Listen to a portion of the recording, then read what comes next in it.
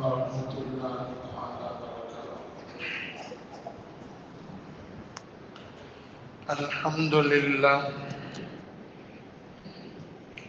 الحمد لله حمدا كثيرا طيبا مباركا فيه.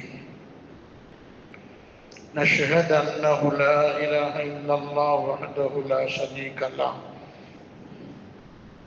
ونشهد أن سيدنا ونبينا مولانا محمدا عبده ورسوله.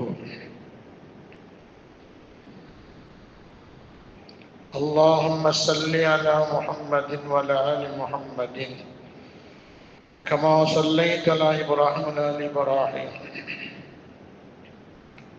وبارك على محمد وعلى آل محمد كما باركت على إبراهيم وعلى آل إبراهيم إنك حميد مجيد. أما بعد، أوصيكم عباد الله وبالله من الشيطان الرجيم. بسم الله الرحمن الرحيم. يا أيها الذين آمنوا اتقوا الله حق تقاته ولا تموتن إلا وأنتم مسلمون. وفي آية أخرى: يا أيها الناس قد جاءكم رسول بالحق بربكم فآمنوا خيرا لكم وإن تكفروا فإن لله إلى آخر الآية. آمنا بالله.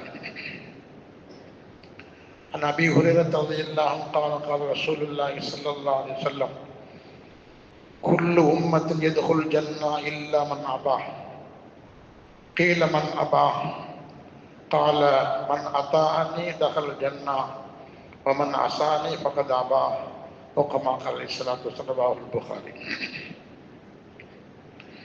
எல்லா புகழும் படைத்த நாயன் அல்லாஹ் ஒருவனுக்கு அல்ஹம்துலில்லாஹ்.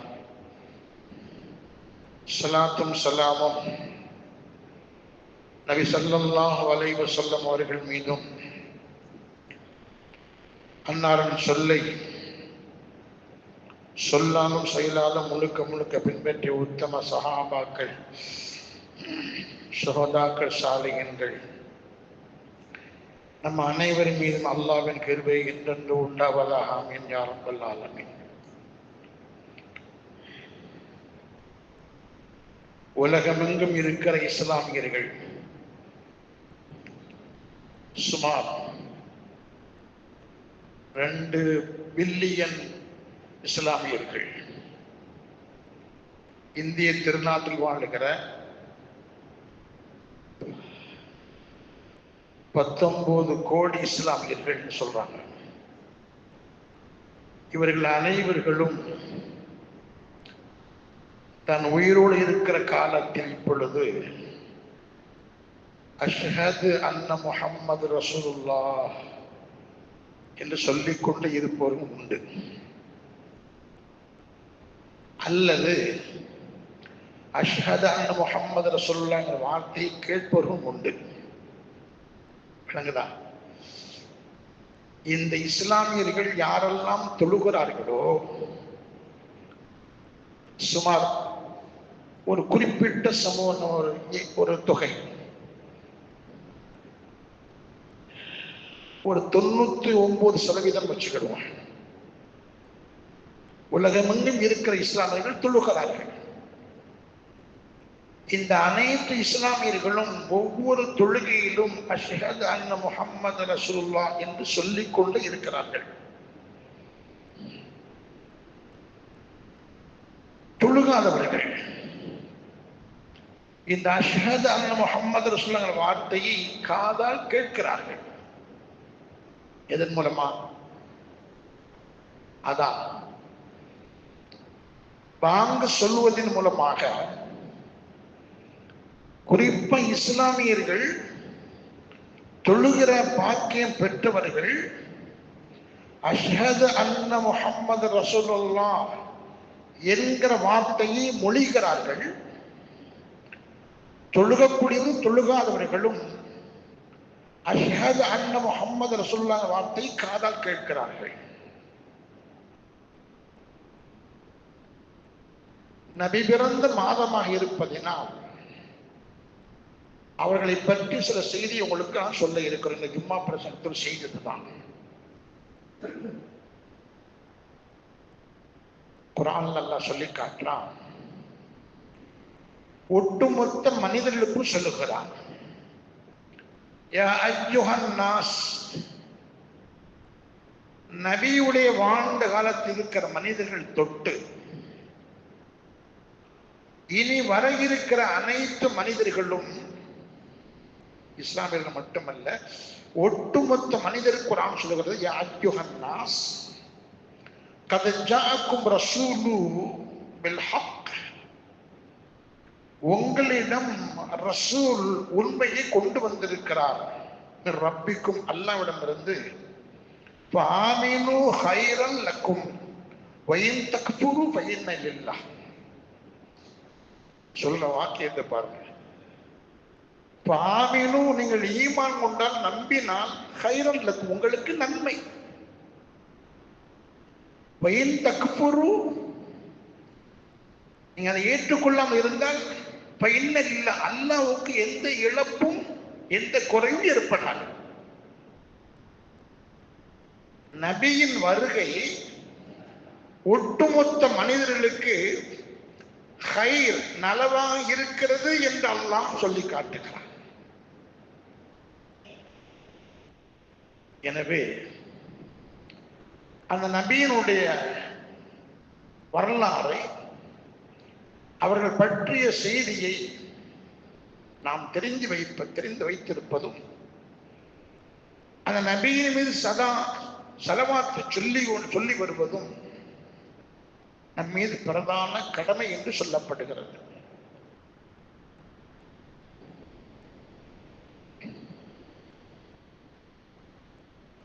கிபி 570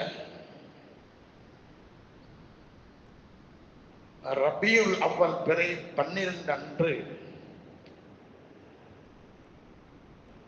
குறைஷ் குடும்பத்தில்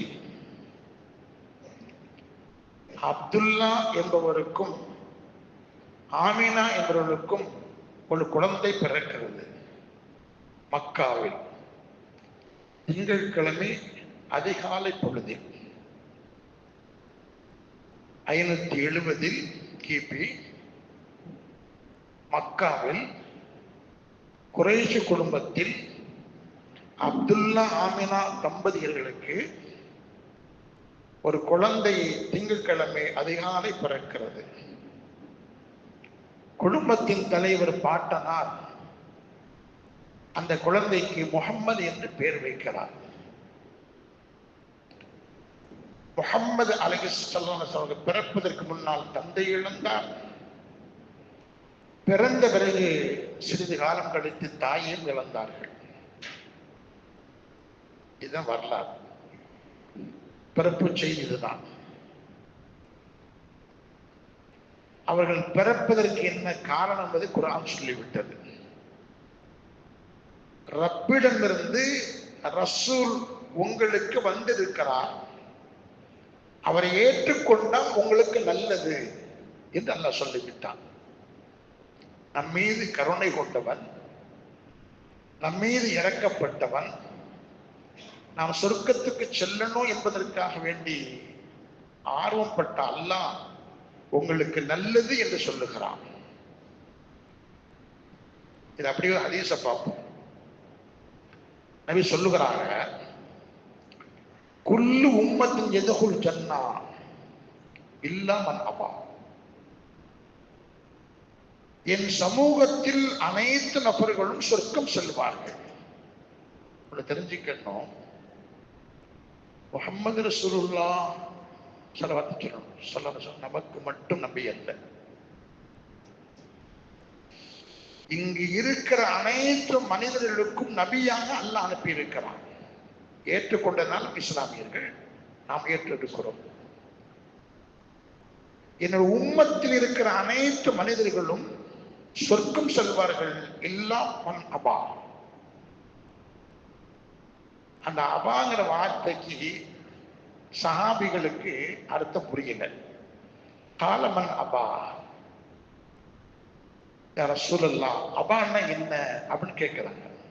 விளக்கம் சொல்றாங்க. கால மன் அத்தாஅனி தஹல் ஜன்னா வமன் அசானி ஃபகத் அபா. எனக்கு யார் கட்டுப்பட்டார்களோ அவர்கள் சொர்க்கம் செல்வார்கள். எனக்கு யார் மாற்றமாக நடந்து கொண்டார்களோ ஃபகத் அபா, என்னை மறுப்பவர் என்று அது பொருத்தம். நபியுடைய வார்த்தையில பாருங்களேன். எனக்கு கட்டுப்பட்ட சொர்க்கம் செல்வான்னு சொன்னாங்க. அதுக்கு அடுத்த வார்த்தை எப்படி சொல்லி இருக்கணும்? எனக்கு மாறு செய்தவன் நரகம் போன்னு சொல்லி இருக்கணும். ஆனா அவங்க அப்படி சொல்லல. ஏன்னா இந்த சமூகம் எப்படியாவது எந்த விதத்திலாவது எப்பொழுதாவது நம்மளை நம்பணும், ரசூலாக ஏற்றுக்கொள்ளும் என்ற ஆவல் என்பதை இந்த ஹதீஸ் நமக்கு அழகாக சொல்லி காட்டியிருக்கிறாங்க. அபா என்று சொன்ன மறுப்பவர், அத்தானி வழிபடக்கூடியவர் என்று இந்த ஹதீஸ் சொல்லலாம். இதுக்கு அப்படியே ஒரு செய்தி புகார்ல வருகிறது. நபியுடைய வேலை என்ன என்று சொல்லி காட்டுறாங்க. நமக்கு புரிகிற விதத்தில் சொல்றாங்க. ஒரு காட்டுல இரவு நேரத்துல ஒரு நெருப்பு ஒருத்தர் மூட்டுறாங்க. இரவு நேரத்துல நெருப்பை மூட்டின நெருப்பு எரிஞ்ச மாத்திரத்துல காட்டில் இருக்கிற பூச்சிகள் எல்லாம் ஏதோ வெளிச்சத்தை கண்டு வேகமாக பறந்து வந்து அந்த நெருப்புல வந்து விழப்போகுது. நெருப்பு மூட்டியவர் பரிதாபப்பட்டு தன் மேலாளை எடுத்துக்கொண்டு நெருப்பில் விழாமல் இருப்பதற்கு அந்த பூச்சிகளை அங்கும் இங்கும் தட்டி தட்டி விரட்டுகிறார். அதையும் மீறி நெருப்பில் பூச்சிகள் பறவைகள் விழுந்து விடுகிறது. இதற்கு நான் ஒப்பானவன். உதாரணம் சொல்றாங்க. என் சமூகம் இந்த நெருப்பு என்று சொல்லப்பட்ட நரகத்தில் விழுந்து விடக் கூடாது என்பதற்காக வேண்டி என் சமூகம் செய்கிற தீயதை நாம் புரிகிற பொழுது, மனிதர்கள் செய்கிற பொழுது செய்ய வேண்டாம் என்ற வார்த்தை மிக தெளிவாக சொல்லி கொடுத்து, இதை செய்த நரகம் சென்றுடுவாய் என்ற தெளிவான விஷயத்தை சொல்லிக் கொடுத்து அவன் இடுப்பை நான் பிடித்து இழுக்கிறேன்.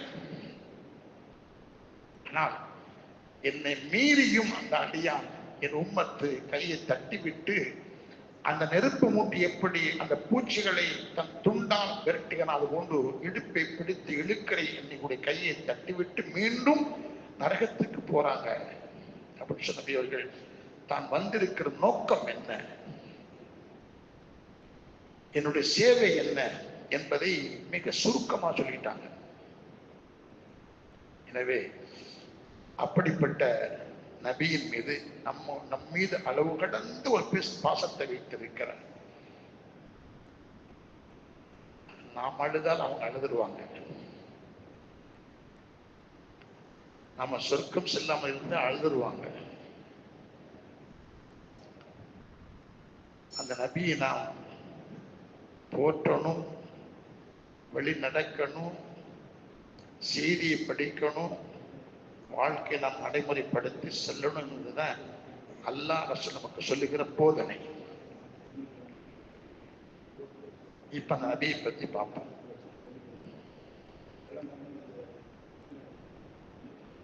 வாழ்ந்த காலம் எவ்வளவு நினைக்கிறீங்க? 63 வருஷம் வாழ்ந்திருக்கிறாங்க. எத்தனை வயசு? 63 வயசு.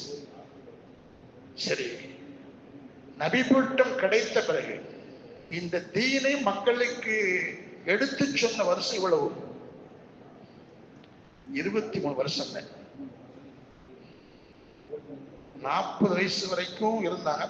40 வயசுலதான் நபிக்கு குர்ஆனை இறங்குகிறது. அதுவரையிலும் மனிதனோடு பழகுறாங்க, கடைத்தலுக்கு போறாங்க, நட்போடு வாழுறாங்க, நல்லா இருக்கிறாங்க, வியாபாரம் பண்றாங்க, தனித்தன்மையோடு பழகுறாங்க. அவங்களை பார்த்தால் யாருமே கண் சிமிட்ட மாட்டாங்க, கண்ணை மூட மாட்டாங்க. அவ்வளவு அழகான, பார்ப்பதற்கு அற்புதமான வடிவமைத்து கொடுக்கப்பட்ட ரசூல். அந்த நபியின் மீது அன்றைய அரபுகள் அளவு கடந்த பாசம் வச்சிருந்தாங்க. மொத்தம் 23 வருஷம் தான் குர்ஆன மக்களுக்கு சொல்லி இருக்கிறாங்க. வரலாற்றை சொல்றாங்க, இதுவரையிலே இப்படிப்பட்ட தலைவரை உலகம் கண்டதே கிடையாது. சொற்ப காலத்துல இவ்வளவு பெரிய இயக்கத்தை ஏற்படுத்தி விட்டு சென்ற ஒரு தலை உலகத்தில் உண்டு என்று சொன்னால் ஃபர்ஸ்ட் முகமது நபி தான் என்று எல்லா வரலாறு படித்தவர்கள் எழுதி வைத்திருக்கிறார்கள். உலகத்தில் யாரும் கண்டதே கிடையாது. எத்தனையோ மக்களை திருத்துவதற்கு மதங்கள் வழிகள் வந்திருக்கலாம், போதனை சொல்லி இருக்கலாம். ஆனா இவ்வளவு குறுகிய காலத்தில் இவ்வளவு பெரிய ஒரு ஜனத்தொகையை விட்டு சென்று நபிமார்கள் மட்டும்தான். உலகம் பயப்படுது. எங்கெல்லாம் இஸ்லாத்தை எதிர்த்தார்களோ அங்கெல்லாம் இஸ்லாம் வேகமாக பரவுகிறது. எங்கெல்லாம் பள்ளிவாசல் இருக்கக்கூடாது சொன்னார்களோ அங்கெல்லாம் நிறைய பள்ளிவாசல்கள் பிரம்மாண்டமா கட்டப்படுது. குறிப்பா சொல்லணும்னா இப்ப இருக்கிறத ரஷ்யா, அவங்க பண்ண கொடுமை கொஞ்ச நஞ்சம் இல்லை. இஸ்லாத்திற்கு எதிர்ப்பாக இன்று அங்கு பிரம்மாண்டமான பள்ளிவாசல் கட்டப்பட்டிருப்பதை பார்க்கிறோம். இஸ்லாம் அமெரிக்காவில் பல்கி பெருகி வருகிறது. இந்திய திருநாட்டில் இஸ்லாம் பல்கி பெருகி வருவதை பார்க்கிறோம். இது அவங்களாக கணக்கு கொடுத்தது. இன்னும் ஒரு குறிப்பிட்ட ஆண்டுகளில் உலகமெங்கும் இஸ்லாம் அதிகமாகும் என்று ஒரு கணக்கு, ஒரு குறிப்பு சொல்லப்பட்டிருப்பதை பார்க்கிறோம்.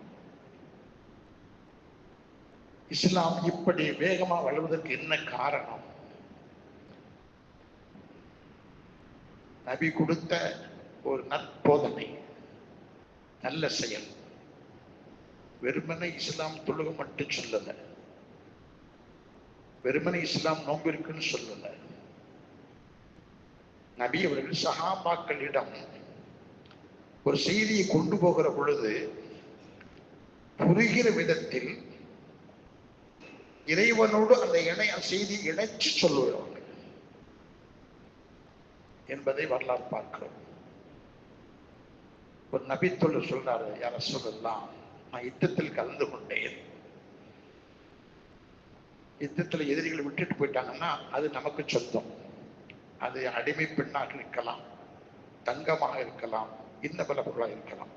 அந்த தோழர் சொல்கிறாங்க, இன்னைக்கு நான் கலந்து கொண்ட யுத்தத்துக்கு பிறகு எனக்கு நிறைய கனிமத்து பொருள் கிடைத்தது. அது போன்று எனக்கு மகிழ்ச்சி அதிகம் இருந்தது. என்றும் கிடைக்காத பொருள் கிடைச்சிருக்குது, மகிழ்ச்சியாக இருக்கிறன்னு சொல்லி பெருமையோடு நபிகிட்ட சொல்லி காட்டுறாங்க. சொல்ல அப்படியா, போயிட்டு வாங்க, நல்லதுன்னு சொல்லலையே. இந்த செய்தியை இந்த சஹாபிக்கு இறைவனோடு இணைக்கிற செய்தியை சொல்லி காட்டுறாங்க. நண்பரே, தோழரே, உனக்கு செய்தி சொல்லட்டுமா? உனக்கு இப்ப கிடைத்த இந்த வெகுமதியை விட, இந்த சந்தோஷத்தை விட அதிகம் சந்தோஷம் தருகிற, நிறைய மதிப்பு தருகிற செய்தியை சொல்லட்டுமா? லாபத்தை சொல்லட்டுமா? சொல்லுங்க யார சொல்லலாம். நீ ஒவ்வொரு நாளும் காலையில் லுகாவுடைய தொழுகை தொழுதுகொள். எப்படி சொல்றாங்க பாருங்க. இது தலைவருடைய பக்குவம். ஒரு தலைவர் தனக்கு கீழ் இருக்கிற மனிதருக்கு உணர்ச்சிகளை தூண்டி விடவோ, சொல்லுகிற விஷயத்தை கேட்டு உள்வாங்கி கொண்டு சரின்னு போக சொல்லுவதோ இல்லை. நீ இப்படி மகிழ்ச்சி அடைகிறார், எனக்கு சந்தோஷம் இருந்தாலும் இதை விட உனக்கு மகிழ்ச்சி தரவா, இந்த அடியானை இறைவனோடு இணைக்கணும் என்பதற்காக சொன்ன வார்த்தை. இதை விட வெகுமதி கிடைக்கிற லாபம் கிடைக்கும் என்று சொல்லவா, காலையில் 2 ரக்காத் தொழுகு, இதை விட வெகுமதி உனக்கு உண்டு என்று சொல்றான். நபி சொன்ன வார்த்தைகள். லெகுவா விஷயத்தை சொல்லி இருக்கிறாங்க சஹாபாக்களுக்கு. எனவேதான் சஹாபாக்கள் அப்படியே நபியினுடைய போதனை கேட்டு கேட்டு அப்படியே மனம் மனம் குளிர்ந்து நபியை பார்த்துக்கிட்டே இருப்பாங்க. சொல்றாங்க, நீங்க சலாம் சொல்லி பழகுங்க, அறிந்தவர் அறியாதவர், லெகுவான வழி.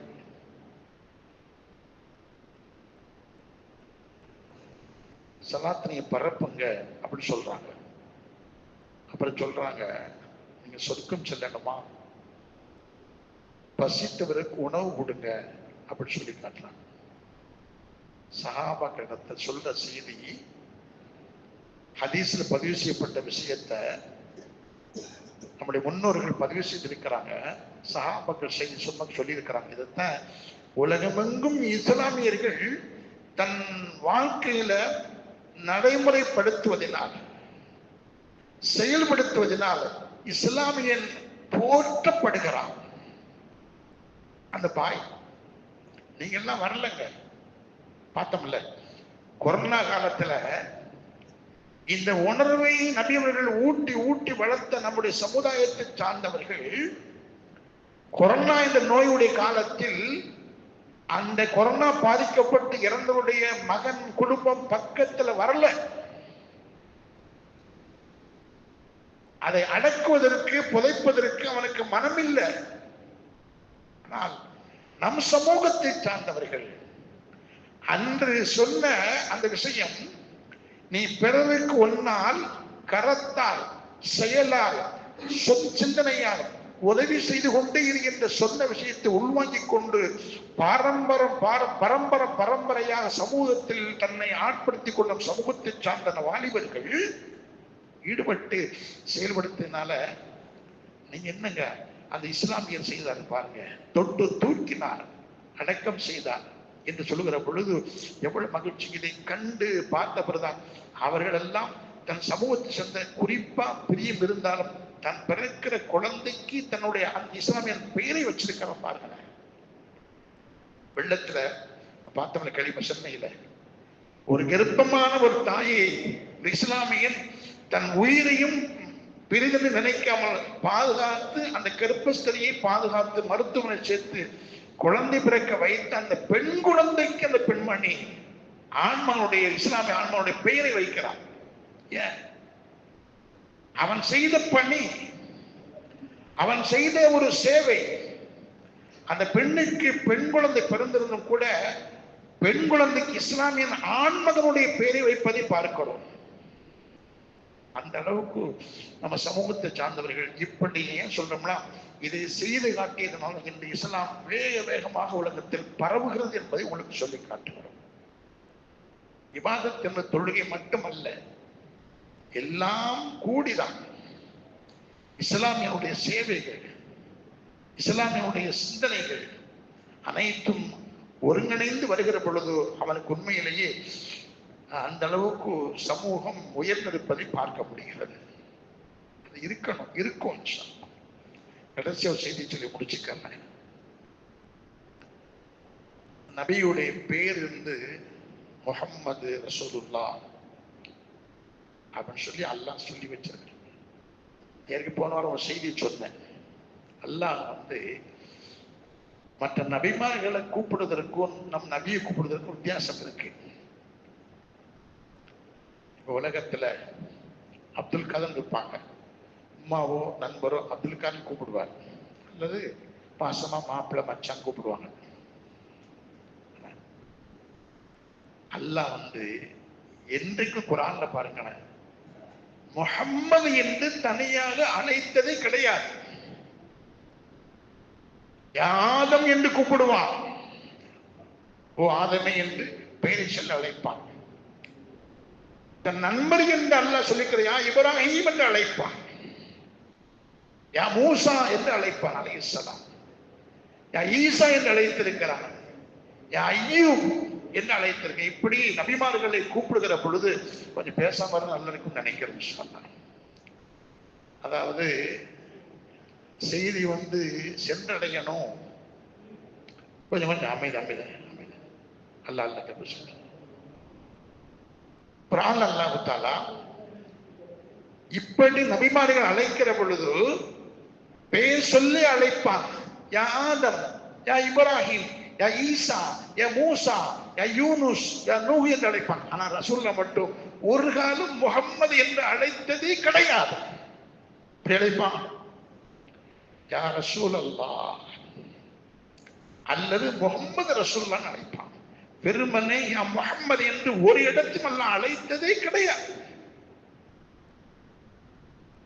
முஹம்மது ரசூலுல்லாஹ் யா நபியுல்லாஹ் என்று தொடர்ச்சி அழைக்கும். செய்தி சொல்ல போறானா யாதமுஸ்குனந்த ஜௌஜிக்க யா அய்யூப் என்று செய்தி சொல்லுவான். மூசா செய்தி சொன்னான். ரசூலுல்லாஹ் சொல்லுது யா அய்யுஹன் நபியு யா அய்யுஹர் ரசூலு. அப்படின்னு அல்ல ரசூலை பேர் சொல்லாம ரசூல் ரசூல் என்று அழைத்து அழைத்து இப்படி கூப்பிடுற வளமே அல்ல வச்சிருக்கான். எந்த அளவுக்கு நபீர் மீது அல்லாஹ் பாசம் வச்சிருக்கான். நம்ம என்ன செய்யணும்? அந்த நபிய அனைதினமும் பேசிக்கிட்டே இருக்கணும். அவர்களுடைய மீது செலவாத்து சொல்லணும் என்பதை எல்லாம் சொல்லுவதற்காக சொல்லுகிற செய்திகளா? தப்சீல்ல நான் கேட்ட செய்தியில ஒரு செய்தி வருது. எப்படின்னா, மூசா நபி காலத்துல ஒரு பெரிய பாவம் செஞ்சிட்டு இருக்கிறாரு. அது பாவம் செஞ்ச மனிதர். அந்த கிராமத்தில் இருக்கிற மக்கள் என்ன செய்றாங்கன்னா, ஒரே தப்பு செஞ்சுக்கிட்டு இருக்காங்க வேண்டி அவன் மேல கோவப்படுறாங்க எல்லாருமே. கடைசியில் மௌத்தா போயிடுறான். மௌத்தா போனோடனே அவனை கட்டி ஒரு குப்பையில் ஒன்று போட்டுறாங்க. அவனை அடக்கம் பண்ணல. ஏன்னா மக்களுக்கு அவன் மேல இருந்த வெறுப்பு. அல்லாஹ் என்ன செய்றான்னா, மூசா நபி தவறு சொல்றான். அவன் இருக்கிற பகுதி, இவன் இறந்த பகுதி வேற பகுதி. இன்ன ஊர்ல இந்த இடத்துல என் அடியான் இறந்து விட்டான், இறந்து கிடக்கிறான், கயத்தால் கட்டப்பட்டு குப்பையில கிடக்கிறான் சொன்ன உடனே மூசா நபி நேரம் வந்துடுறாங்க அந்த இடத்துக்கு. வந்து அந்த தோழரை பார்க்குறாங்க. பார்த்து குளிப்பாட்டி சரி பண்ணி நல்லடக்கம் செய்கிறான். மூசா நபி விவரமான ஆளு. கலிமுல்லான்னு பேர் வச்சிருக்கிறான் அல்லாஹ் தஆலா. ஏன்னா அல்லாஹ்வோடு பேசுற வாய்ப்பற்றவன். இவ்வளவு மக்களுக்கு தொல்லை கொடுத்தவர், மக்களால் வெறுக்கப்பட்ட மனவர், இப்படி கிடந்ததுக்கு இவரை என்ன வந்து கஃன் பண்ணி குளிப்பாட்டி அடக்கம் பண்ண சொல்லி என்ன அப்படி என்ன செஞ்சிட்டார்? உனக்கு என்ன அப்படி நேசத்தை ஏற்படுத்திட்டார்? அப்படி மூசா நபி அல்லாஹ்ட்ட கேட்டாங்க. தப்சீல் வார்த்தை சொல்றா பண்ணல, குல்லு நசரத்து தௌராத்த நல்லற இல இஸ்மி முஹம்மது ஸல்லல்லாஹு அலைஹி வஸல்லம் கப்பலஹு வல்லாஹு அலா இனை. அந்த மனுஷன் தௌராத் வேதத்துல முஹம்மதுங்கிற வார்த்தையே அல்லாஹ் பதிவு செய்திருக்கிறான். அவர் தப்பு செஞ்சானோ தெரியாம செஞ்சானோ செஞ்சிட்டாரு. அந்த முஹம்மதுங்கிற வார்த்தை வருகிற பொழுது அதை அப்படி தொட்டு தொட்டு கண்ணில் முத்தம் கொடுத்திருக்கிறார். ஐனை முஹம்மது சொல்ல எழுதப்பட்ட ஏற்ற இருக்கிற அந்த வார்த்தையை கண்ணில் வச்சு முத்தம் கொடுத்திருக்கிறார். அல்லாஹ் இந்த முஹம்மது நபியை வந்து பார்த்ததில்லை, பின்னால் வரப்போர் இருக்கிற இவருடைய பேரை கேட்டு கண்ணியப்படுத்தி முத்தமிட்டு கடத்தின.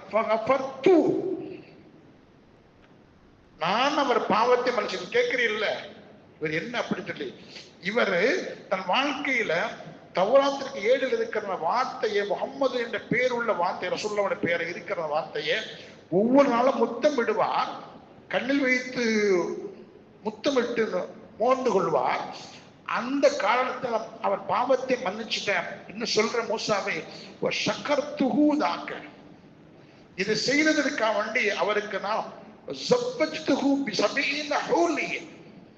என் தூதரை, எனக்கு பிரியமானவரை கண்ணியப்படுத்தினால் 70 பெண்களை நான் அவருக்கு இதற்கு பரிகாரமாக மனைவியாக ஆக்குகிறேன்.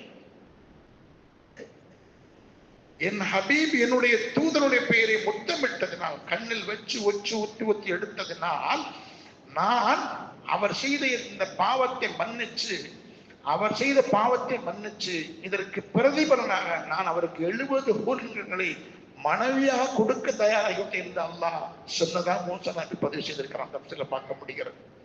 இந்த அளவுக்கு நபியினுடைய பெயரை சொல்வதனால், அந்த பெயரை நாம் சொல்லி ஆனந்தம் அடைவதனால் ஸலவாத்து சொல்வதனால் அல்லாஹ் இவ்வளவு சிறப்பு வச்சிருக்கிறான் என்பதை உங்களுடைய கவனத்துக்கு சொல்லி காட்டுகிறோம். எனவே அந்த நபியுடைய பிறந்த மாதமாக இருப்பதனால் நாம் கொஞ்சம் கவனம் செலுத்தி முடிந்த அளவுக்கு ஸலவாத்தை சொல்லுங்கள்.